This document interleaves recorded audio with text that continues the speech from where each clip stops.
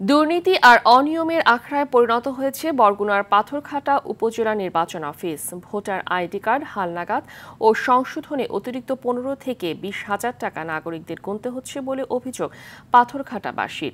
বরগুনার পাথরঘাটা থেকে তৌহিদুল ইসলাম শুভর পাঠানো তথ্যচিত্রে আরও জানাচ্ছেন আব্দুল হামিদ।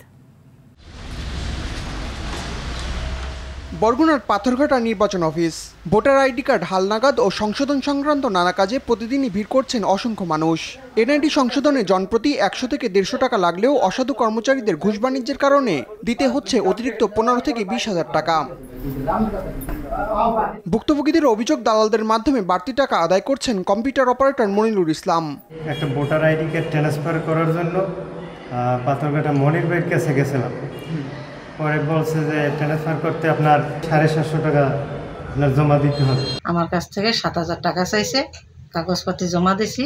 5,000 টাকা, 10,000 টাকা, 50,000 টাকা, 1 লাখ টাকা এরকমের করে টাকা বহুত দোকানদার এখান থেকে নিয়ে যান। এ বিষয়ে জানতে চাইলে কথা বলতে রাজি হননি অভিযুক্ত কম্পিউটার অপারেটর। দৈনিক 500 লোক আসবে, অবশ্যই এটা কিরকম আসবে, আমরা কেসান কি কথা বলি বা আমরা কারোর সাথে কোনো কিছু করছি না সেটা তো থাক আমাদের বলে। তবে ঘুষ নেওয়ার বিষয়টি স্বীকার করেন অভিযুক্ত এক দালাল।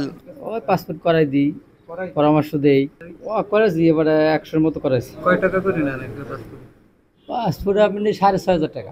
সারা করে পাঠাই দিই, সারারা বোঝে না, একটু কই দিই ভাই এই করেন জন্মসনদ নেন না স্যারে নাম কোন কাজী শহীদুল স্যার। এদিকে এমন ঘুষ বাণিজ্যের বিষয়টি মানতে নারাজ জেলা নির্বাচন অফিস। আর অভিযোগ প্রমাণিত হলে ব্যবস্থা নেওয়ার আশ্বাস উপজেলা প্রশাসনের। শতভাগ সততা স্বচ্ছতার সাথে আমরা অফিসে সেবা প্রদান করে থাকি। আমার কাছে এখন পর্যন্ত কোনো প্রতীয়মান হয় না এরকম কোনো অভিযোগ পেয়েছি আপনাদের মাধ্যমে। হরহামেশাই তারা এটা করতেছে এবং অনেক দালাল এটার সাথে যুক্ত, এবং আমাদের অফিসের হয়তো কিছু স্টাফরাও এর মধ্যে থাকতে পারে। তো আমরা যদি অভিযোগ পাই আমরা অবশ্যই সেগুলোর ব্যবস্থা নেব।